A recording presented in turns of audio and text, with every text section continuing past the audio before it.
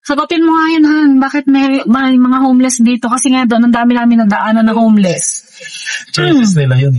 Bakit madaming homeless? Yung sa mga kanto-kanto dyan ng mga, ilaw, traffic light, ay may mga humihingi ng limos, hungry, ganyan. Choice nila yun. Tsaka walang tax eh. Ayan, libreng pera na yan. Pagka bawat sasakyan nagbigay ng $1 sa isang araw. Hindi lang 1,000 ang dumadaan na kung let's say 30% nun nagbigay ng $1. Ang dami nun. Naka 300 credits ang araw. Tama ka? 30%. 30% nun nagbigay. 1,000. Hindi naman $1 lang binibigay. Minsan nag-aapot ng may $5. May 20 pa nga eh. Kita ko 20. Pero masasabi ko lang, yung iba dyan, hindi parang, parang negosyo. May nagdi-deploy. Meron parang meron silang samahan. May nagdi-deploy sa kanila. Minsan ko na lang lalapit sa'yo, no?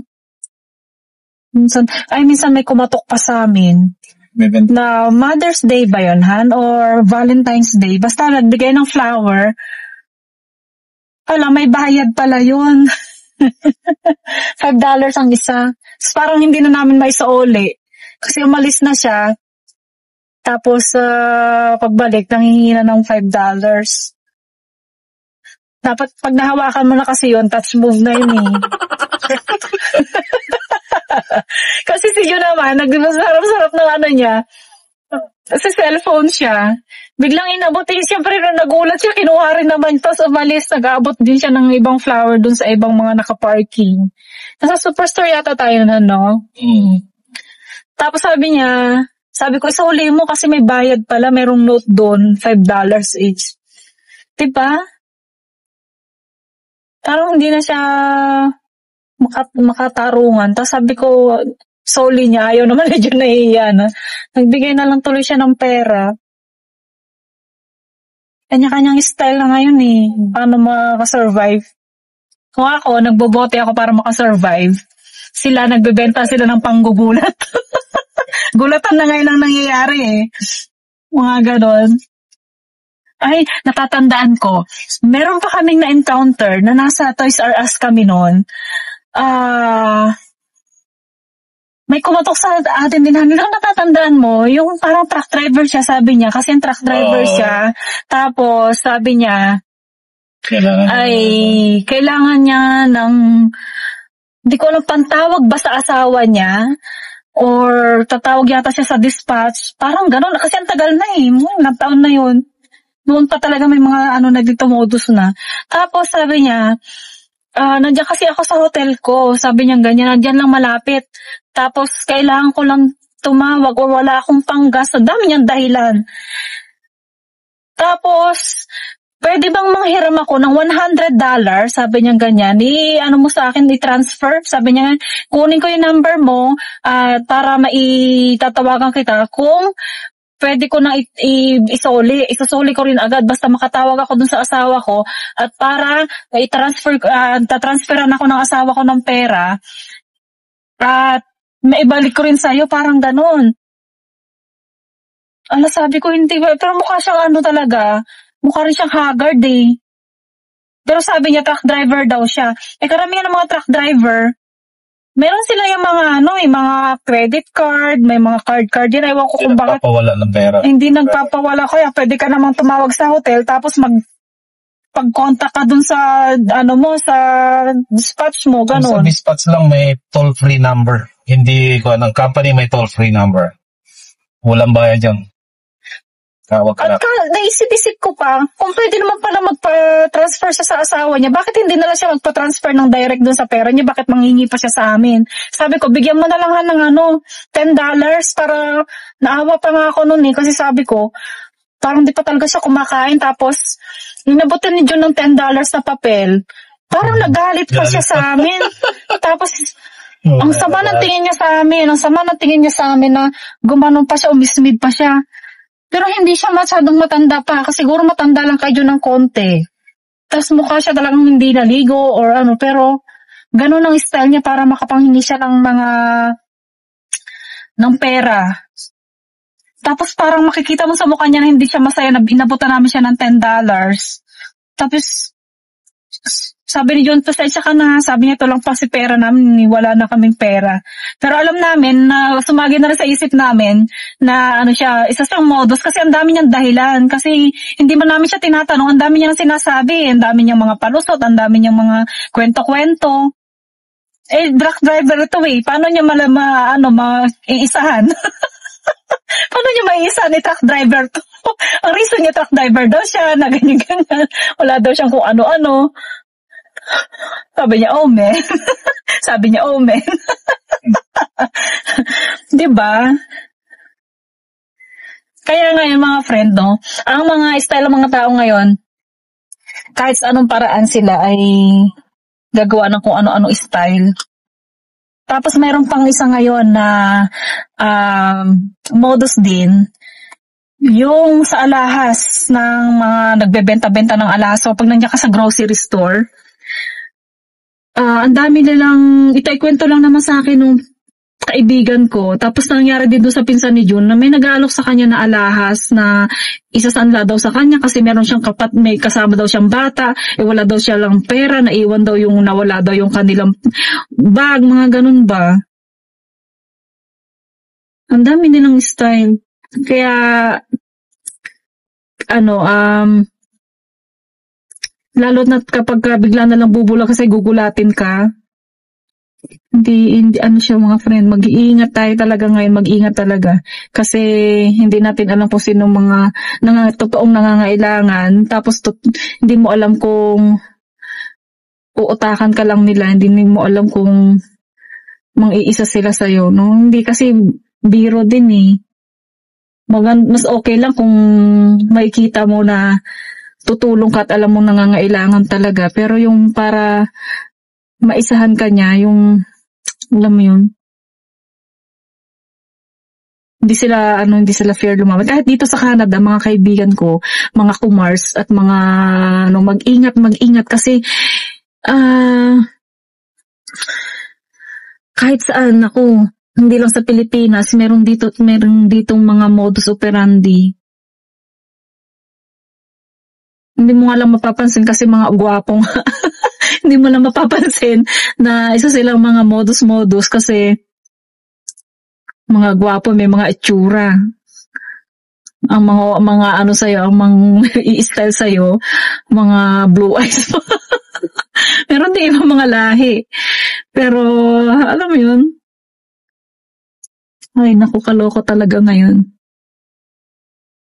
Ang mga kasi, siyempre, nasa Canada tayo, ang mga pulubi dito, ang mga homeless kasi, mga social, mga blue eyes, mga gugwapo, yung mga homeless dito, ng pupogi pwedeng artista. Kung makikita mo sa kanila, parang alam mo, parang hindi sila kasi tinan mo yung tsura nila, parang appealing pa rin sila. Pero mag-ingat, nako, Diyos ko, Lord, ng hirap. Diba? Hindi mo alam kung kailan hindi mo alam kung kailan mo masasalumuha yung mga ganyan. Pero maging aware na lang ba? Kasi kanina, doon galing kami sa Namalengke. Namalengke kami. Bawat every other traffic lights, ang daming mga naka-placard na hungry daw sila or please kung meron kayong spare na dollar ganun or na change. Tapos sa isang araw makikita mo naman sila, magro-rotate sila. Makikita mo naman yung isang tao na yun, makikita mo naman minsan sa Walmart ganyan. Tapos makikita mo rin talaga na minsan meron silang sasakyan na sama-sama sila. Nakita namin na ganun sumakay sila sa isang sasakyan. Tapos feeling namin dinideploy sila. O ewan ko kung may sumusundo ba sa kanila. Ganun. Kaya yung may nagtanong sa akin kasi na bakit may homeless dito sa Canada, mayaman naman na bansa. Ano kasi yun choice nga nila yon. Ang dami namang opportunity dito. Binibigyan sila ng opportunity ng Canada na magtrabaho, magbigyan sila ng trabaho, ganyan. Kasi kapag ang isang homeless na tao, kapag nag-apply ka sa isang company, may chance ka na bakit ang chance mo na matanggap ka? Kahit ba magano ka lang dyan yung mga cart attendant, o kaya yung mga nagki-cleaning, ganyan, sa mga windows, ang dami namang trabaho, aywan kung bakit. Kasi nga, kaya may mga homeless din na ganyan, umasa kasi sila sa nakukuha nila sa government. Kaya, bakit pa sila magtatrabaho? Bakit pa sila kung meron namang, silang nakukuhang mga kaperahan sa government. Tsaka dito, meron kasi silang Hope Mission, Daddy? May Hope Mission dito kasi, isa siyang facilities ng mga homeless. Pero kasi doon, sabi nila, hindi ko lang siya alam pa kung ano talaga. Alam, pogi ng Papa Bear. Para siyang si Brad Pitt. Yung Hope Mission dito kasi, siyang facility. Pero ang sabi kasi nila ay una-unahan. Tapos, sila, yung mga homeless na yun, nag-aaway-aaway sila. Parang ganun, kaya ayaw din nila ng trouble. Sila na nag-aaway, sabing ganyan. At doon, may oras lang din yata sila ng pasok doon sa building na yon. Tapos may oras din sila na kailangan nilang umalis. Hindi sila mag-i-stay talaga doon eh. Kaya pagka ganyan, nasa labas din sila pag may oras ng dapat kailangan na din lumabas. Kailangan nilang maghanap din ng work. Kung sa totoo lang, pinupush naman sila ng government na maging independent sila eh. Kaya lang sila mismo ang walang drive, walang motivation na magtrabaho. Kasi nakakahingi nga sila sa public, nakakahingi sila ng may namimigay sa kanila ng mga tao, may nag-aabot-abot sa kanila. Kaya lang, yun ang choice na nila yun, hanggang doon na lang ang kanilang buhay. Hindi naman sila mag-uunlad sa ganon. O diba? At buhay na nila yon. Kung homeless sila bahala na sila sa buhay nila. Kasi isang reason din syempre dyan, hindi naman siya magaganyak matinong isip niya, di ba? Kung hindi siya magiging homeless, kung hindi siya nagda-drugs. Isang dahilan dyan, isang cause niyan yung pag-drug addict nila, ganyan. Kasi nga dito, ang drugs, anywhere dito ang drugs eh. Ma-access mo siya kahit saan. May ginagawa ngang cookies daw dito yung mga marijuana. Cookies, candy, lollipop. Kaya nakakatakot nga sa totoo lang. Isipin mo, paano pag may nagbigay na lollipop doon sa anak mo? Kala ng anak mo naman, lollipop lang. Kala flavored na siya ng weeds or cannabis. Cannabis ang tawag dito, be.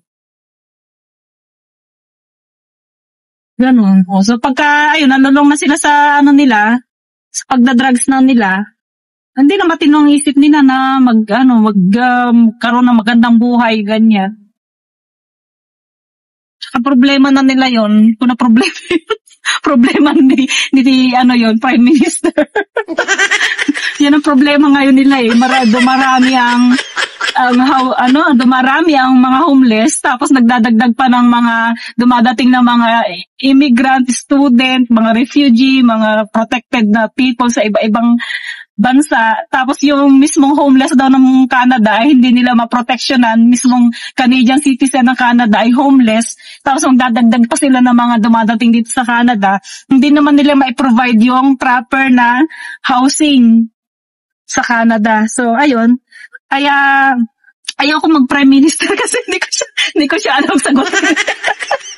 Kaya tama lang ako dito na mamamalengke, gala-gala ako dyan, may nakikita akong homeless. Although naawa naman ako sa kanila, pero minsan kasi rin sila yung abusado. Pero hindi naman sila nananakit. Sila lang din nag-aaway. Sila ano. Hindi na nakiti si Anel. Ay, nananakit pala. Meron din palang nananakit. Sabi kasi nila, ang homeless daw ay harmless. Pero, hindi pala, yung pinsan pala yun, ginombag pala. Pero karamihan naman sa kanila, pag hindi mo naman sila titingnan na ano, kung hindi mo sila tititigan, ay okay lang naman. Hindi naman sila magsasabi na what, gagandi ka naman nila sisetting. Pero kasi kapag binigyan mo sila ng so much attention na ba tinitigan mo sila sa mata or parang sasabihin na nila sa'yo na mind your own business, parang ganon. Kasi kapag nakita kang homeless na nag-aaway-aaway sila dyan, pag dumaan ka sa kanila dyan, kahit lasing sila, hindi ka nila gagalawin eh. Unless makialam ka nga sa business nila. Pero pagka dumaan ka lang dyan, kahit na ano, hindi ka naman nila anuhin. Huwag mo lang, parang wala ka lang nakita. Yung mata mo lang ganyan, diretso ko lang din. Kasi, alam naman nila eh. Recorded naman yan sa police na kapag gumawa sila ng kalokohan eh, ano naman nila eh. Alam naman nila makukulong sila, ganyan. Alam din naman nila yung batas na hindi naman sila, hindi ko ba alam kung karamihan kasi dito tinotolerate nga talaga eh. Sa totoo lang tinotolerate sila. Na kapag gumawa sila ng kalokohan, papalipasin lang yung magdamag, okay, go na lang ulit sila. Kaya kukunin lang yung record nila and then go na lang ulit. Lumabas na lang ulit sila ng presinto, ganyan. So, ayun. Mas gusto nilang makulong kasi may pagkain. Ganon? Maganda kulungan din. Maganda sa totoo. Malaki ang budget ng nakukulong. Maganda kulungan. Oo. Ay, sa bagay nga, kung homeless ka, tapos winter, tapos may makukulong ka, doon pa napapakainin ka na lang ng maganda pa yung higaan mo. Ano yun? Ganun ba yun?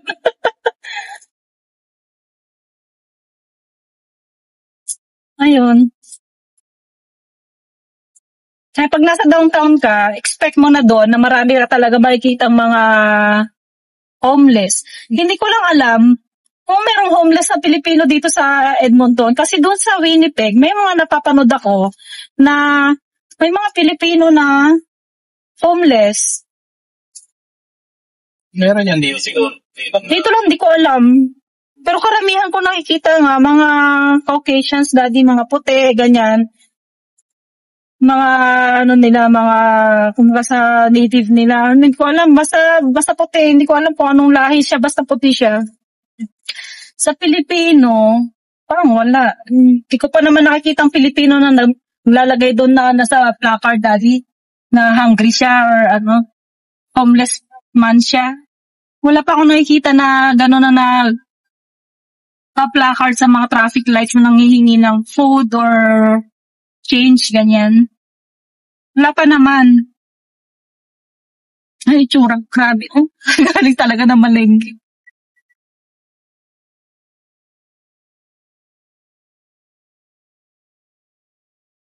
So yun guys, magpasalamat na lang tayo at tayo ay merong nauuwian. Kahit ano pa yan, kung saan tayo umuuwi. Meron tayong family na nauuwian. Magpa-thank you lang tayo. God bless tayo lagi. Tayong nag-bless ng God. Kasi usually yung mga ganyan, mga homeless yan, nagsisimula talaga sa upbringing ng family yan. Kasi dito nga, kapag 18 years old, parang, di ba, ang 18 years old, kung tutuulsan, wala pa silang foundation eh. 18 years old, nasa, pa sila eh, nasa study, para sila, level, mag-aaral pa sila, wala pa silang masyadong trabaho. Dito kasi, kapag nasa western ka, lalo't hindi maganda yung magulo yung family, pag nag-18 ka, either mag-rerenta ka na sa labas or bahala ka na sa buhay mo, kasi adult ka na, ganyan. O kaya kung mag-stay ka pa sa family mo, magbabayad ka naman ng renta doon sa mismong family mo na yun ha, pero kailangan mo pa rin magrenta. Yung iba talagang kinikick out sila ng family nila. So anong choice nila? Pumunta sila sa street para doon sila makahanap ng ibang family, doon sa mga katulad din nilang homeless na ganun ang kinatatakbuhan. So ayun, ma-adapt na nila yung ganun. So anong magiging foundation ng isang 18 years old pag kinick out mo? Ayun, magiging homeless. Madadala sila ng barkada nila ng mga ganyan na mga impluensya ng mga nasa labas, ang sa homeless, kung sasama ka ba naman sa homeless, isa ka na rin sa mga homeless na mabibigyan ka ng mga ganyan, mga drugs. So, ayun na, yun ang simula. So, nagets ko na rin, na-explain ko na rin, na-realize ko din, na parang ganun, na kapag 18 years old, dapat talaga, mabuti na lang tayo mga Pilipino, no, hanggat kaya ng dating tulungan yung mga anak natin, hanggang makapag-graduate, ganyan. May asawa na nga lang sila. Pilipinas naman, hanggang may apo ka pa, sa'yo pa nakatira. Ikaw pa rin magpara sa apo mo. Na hindi rin naman maganda sa tingin ko, kasi dito sa Canada, ang practice talaga dito sa Canada, kapag ka nag-18 ka at kaya mo na sa sarili mo, mag-independent ka. Pero tayo na Pilipino na nandito sa Western, ay tutulungan natin sila hanggang sila ay makapag-build up para sa kanilang sarili, makatayo sa sarili nilang paa, ma-spread nila yung wings nila. Kapag marunong na silang lumipad sa sarili nila, kaya na nilang mag-fish, mga isda sa sarili nilang kaya. Then kapag sinabi niya, okay mami, I wanna go. Okay, at least you're confident na na kaya na niyang mabuhay kahit na mawawala ka sa mundo. Alam mo ng anak mo na kaya na niyang mabuhay mag-isa kahit matigok ka na. Alam mo sa sarili mo na yung anak ko hindi kawawa kasi nga alam niya kung paano mamingwit para sa sarili niya. Alam mo yung ganon? Maganda yung pinaghalo mo yung Pilipinas na mahal natin ang anak natin. Kahit anong edad pa yan, kahit na ba may apo na tayo dyan, alam natin. Pero pinapractice din natin yung western side ng practice nila na kailangan pa rin nila maging independent, and by the time na kailangan na nilang tumayo sa sarili nilang pa, and yun, at least natulungan natin sila. Wala sa bandang huli, maalala din niya, naging successful siya dahil tinulungan natin sila, di ba? So wala naman tayo ibang gagawin kundi para sa mga anak natin. And yun na nga, please help me God. So help me God. Ayun na nga mga friend, no? At ayun lang. Sana ay mayroon na naman kayo nakapulutan sa akin pinagsasabi. Ito ang inyong Tia Deli. And love bless June and Glenda. Yan. May palablas tayo ngayon kasi dati naman may palablas ako kasi ngayon nakalimutan ko na siya sa tagal ng aking mga pagbi-video. Ayun guys, thank you so much for watching. Bye! Dati magbabay ka din. Para dumami yung subscribers natin. Bye!